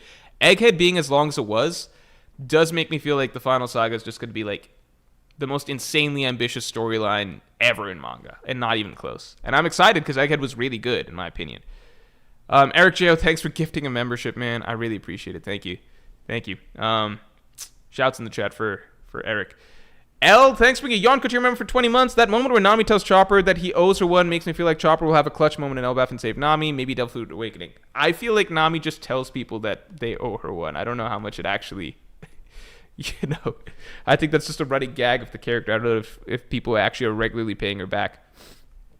Grizzly Adams, thanks for the 10. The most frustrating aspect of Oda writing the Straughts is when he actually tries to give them an interesting conflict or plotline, but it fails to make it engaging, like Zoro versus Lucci, Frankie versus Sasaki, Isoni.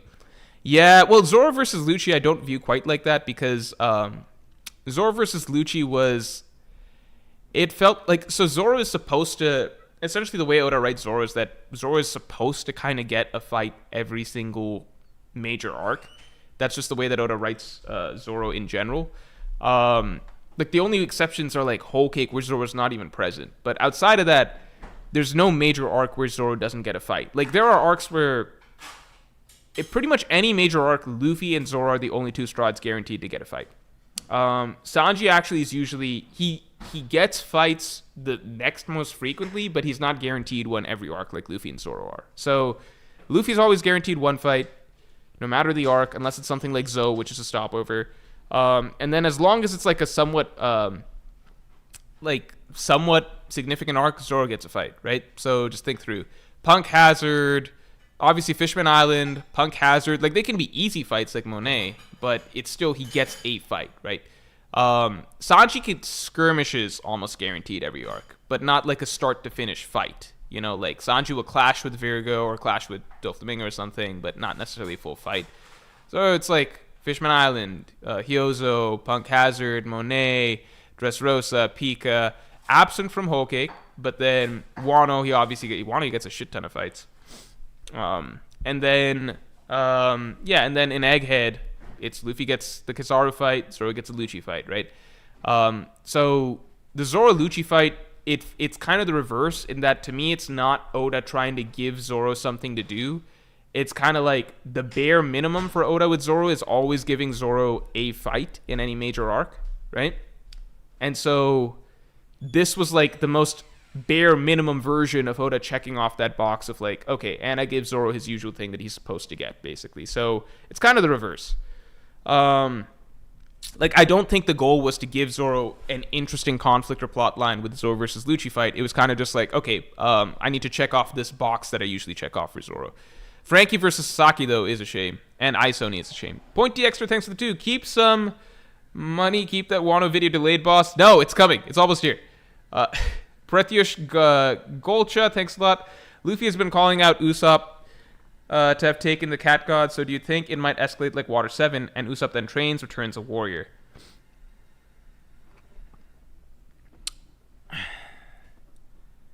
I don't know. I don't know if like Usopp's gonna be forced to train or anything this arc.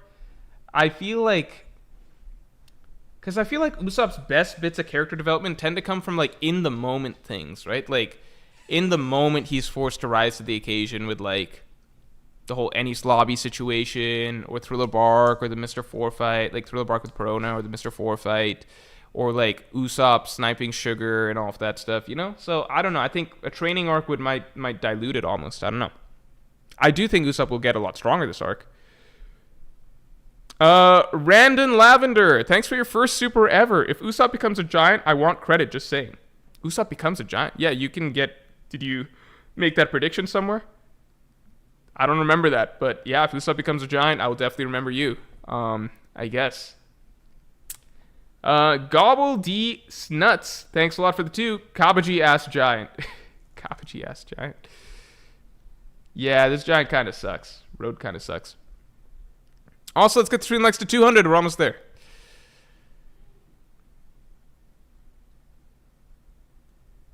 Goof says, bro, I'm so hyped for this arc, not gonna lie. The pre-time skip character traits finally showing is a small but super impactful touch so far. I love post-time skip Oda, One Piece, but this feels like it could be a return of...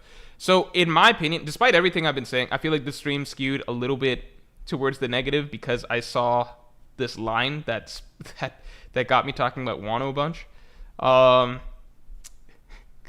Because it feels like Road is mocking me.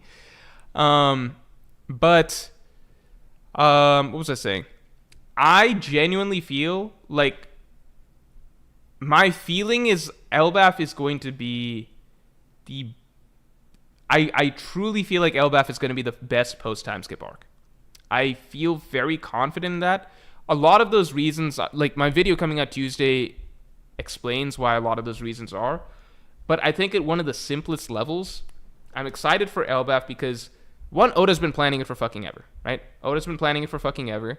You could say Oda's been he planned Wano for a long time, and I feel like Wano wasn't what I personally enjoy, right? But I think a big difference is that I feel like Elbaf was planned for a long time to be a Straw Hat-centric arc, which I personally feel are the strongest storylines. And I feel like right now Elbaf seems like it's set to be more lean in terms of not a ton of side characters. So I feel like this is a storyline where Oda's planned a lot of good character writing for the Straw Hat-centric arc.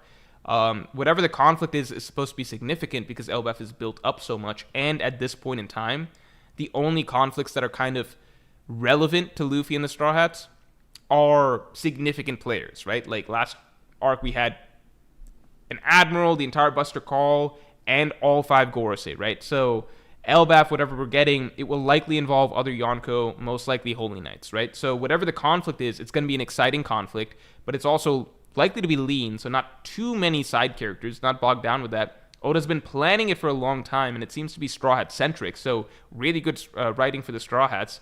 And it's just unpredictable because we don't have a shit ton of info. Like, that's one of the coolest things about Elbaf is that for the New World for a long time, we've had a clear set of story framework set up in advance before we hit any given arc, which can be exciting in some sense, in that it gives us build up towards a given arc, but at the same time it can take away some of the, like, early One Piece. When we would get to an island, we generally don't know jack shit about what's going to happen at this island. We're just getting there, and it's a blank slate. Like, when we arrived at Water 7, we had no idea the storyline that was going to develop from there. We just thought we're stopping to fix the Mary and pick up a shipwright. We had no idea that we're going to be fucking going up against, like, the world government and traveling all the way to declare war against the world government and going up against CP9 and all this, like, fighting vice admirals and this Buster Call and all of this shit. We had no idea. Enies Lobby was, like, out of the blue, right? When the Jai arc started, like, we had no idea that we're going to be going to the sky. Once we got to Skypiea, we had no idea what the fuck is in Skypiea. We didn't know who the villains are going to be. We had no idea about Enel. We had no idea about any of this shit, right? When we get to Thriller Bark, it's just like, oh, we're at a haunted island now. What's going on? Oh, there's a Shichibukai here. That was the vibe of pre-time skip. You never know what you're getting into, right? Post-time skip, and, like, I appreciate a lot of what post-time skip has done in terms of, like, creating build-up for the next arcs. So it's cool to know that, like, okay, we've defeated Caesar Clown and stuff, but now what we're heading towards is like, oh, we're going to be fighting Doflamingo next in the land of Dressrosa. And then once we're done with Dressrosa, we're going to actually be moving on to Wano, the country of the samurai. We're going to be taking on Kaido. It's cool to have that build-up train. And even just with, like, Whole Cake, like, we knew going into Whole Cake, like, we knew that our villain is going to be Big Mom. The plot focus is going to be we're going to be getting Sanji, right? Heading into Wano, we had so much storyline already set up. We knew that it's going to be about a rebellion, uprising to help free Wano from the hands of Kaido and the Shogun, right? We knew that Big Mom is going to be coming. That was established right before we got to the Wano arc. We knew that a lot of this has to do with like this guy Odin's legacy that he's passing down. We knew that the Minks are going to be there and that it's a ninja mink pirate samurai alliance. We know that Law is going to be involved as well. Like, we know a lot about these arcs heading into it. That's kind of been the case ever since Punk Hazard, through Dressrosa, through Whole Cake, through Wano, right? Like, we kind of know what's next up on the docket. Egghead was our first surprise arc, and that was really cool because it spiraled into a storyline that was so grand and exciting, that like so crazy that we none of us could have predicted Egghead the way it went, right? And Elbaf, like, Egghead was just a warm-up. So whatever's going to happen in Elbaf is going to be way crazier than whatever the fuck happened in Egghead. And this is something Oda's been planning forever. So Oda's been planning it forever. Likely Straw Hat focused storyline. We have no idea what's going to happen, so it's going to be a very surprising series of events. And it's likely to be a very grand. It's likely to be a very grand conflict because we just had Egghead, and that was just like a build-up to stuff like Elbaf, which is much bigger, you know. Jolly D. Joestar, thanks for the do. Clay and Kid are similar, to be honest. I do find Clay to be very unlikable. I never found Clay. This fucking sucks because, like, Steph Curry was my original favorite basketball player when I first started getting into the NBA. And as time went on, I realized I did not like any of this dude's teammates. I did not like Draymond Green. I still really dislike Draymond Green. And I strongly dislike Klay Thompson for a long period of time. People used to love Klay because he's just this high dude. And that's his shtick. It's like, Klay, he's always high or whatever. But, like, if you listen to his actual comments, the stuff he says, it was often very petty and, like, just petty and, like, arrogant and, like, acting like he's way better than he is. He's like a little Draymond Green. It's just that Draymond wears his, like, his shittiness on his sleeve, whereas Klay, it's like this passive-aggressive dude. I did not like either of those people. And I'm just like, fuck, it's a good thing that Steph's on this. Like, Steph really balances out the likability of this Warriors team. And I didn't like KD during the time that he was on the Warriors. Since KD's left, I've grown to appreciate KD more. Monte, thanks for your first super ever, and thank you for 20. Holy shit. How do you feel about Law linking up with the Revolutionaries? They have a big mutual interest in discovering the true history, plus he would finally have an ideological base that would fit the resentment for the world government he's held since Flevance. So that's a very, very interesting possibility. Law linking up with the Revolutionaries. The thing with Law is, like, I don't know if he's committed to something like trying to overthrow the world government, because he's a pirate at the end of the day, right? His main drive was to overthrow Doflamingo. He doesn't like the world government, obviously, but I feel like Law's more interested in his own journey of finding the will of D and everything, right? I might be biased, I grant that, because I think Law would be great if he teamed up with Kid for another period of time, and we've got another cross-guild situation going. But at the same time, I'm just like, Law's revolutionary. I could see it. It's just, I don't know if that's, like, strongly written in to make sense as a, like, it could make sense as a character drive if Oda started to play that up, like the side of him that really hates the world government. But I don't think that that's really what's been written in for him so far. He seems more like a solo player for solo focus in terms of trying to get to find out the will of D and get to Laughdale. Gosh, Bannon, thanks for the 2. I'm calling you Mr. Road from now on. It fits you. That's funny. All right, guys. Akash Panda says, Morj, Mr. Road, you said Wano will be good because Oda has been planning it for so long and has so much build-up. Just prepare yourself if the final saga turns out to be the same. Look, I know that logic doesn't hold up on its own, but the differences that I see between Wano and Elbaf that I just talked about a little bit is that Wano, we came in with a lot of, like, it was like a house that was already kind of set up, and was set up to be very elaborate and complicated, right? So many characters, and going in, so many characters, and the character roster just grew and grew as we went, and very quickly turned out to not be Strahd-focused. Elbaf, I feel like, does seem set up to be Strahd-focused with a much leaner cast of characters. I think that's the key difference that I see between this and Wano, which to me gives Elbaf a lot more potential to be actually, like, a really, really, really good arc, at least in my eyes. All right, everybody. I think I'm going to call it here. One more. Jaren's Rambo, thanks for the 2. Why don't you post a Morj Unleashed anymore? Miss it? That's its own whole story. Morj Unleashed was run by certain editors who were really, really good and fun to work with. But time-wise, it was a time commitment for all of us, and for them, it was a bit of a passion project, right? Because like the channel was growing slowly, so it's not like we're making like a lot of ad revenue from it just yet. But it was a passion project, right?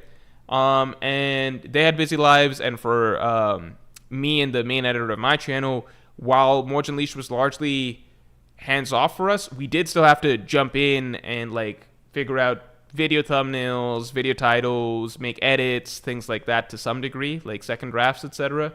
And it was at a time that we were also doing manga Morj. So basically what was happening was that the main Morj channel was kind of suffering in quality, and we could feel it, and we could feel it in the viewership and everything like that, at the same time as we were trying to do manga Morj and Morj Unleashed. So we realized we had to kind of go back to the drawing board and go back to like, okay, let's make sure that the main channel, like we need to go back to the main focus, which is the main channel at the end of the day. So we axed the side projects and just got back to the roots, focusing on, you know, the main thing that people started supporting the channel, like supporting me as a YouTube content creator for. Like, I realized from that whole experience that I don't want to shift and start branching out to other content again for a little bit until I feel like the main channel is like I have a certain rhythm set that I'm trying to get to. I'm getting close to. Finishing the Wano analysis will help me feel like I've gotten there. I never want to feel like the main channel is suffering because I'm trying to work on side things at the same time. So I want to feel really, really good about this. I'm close to getting it to where I would like it to be. But yeah, that's the gist of it.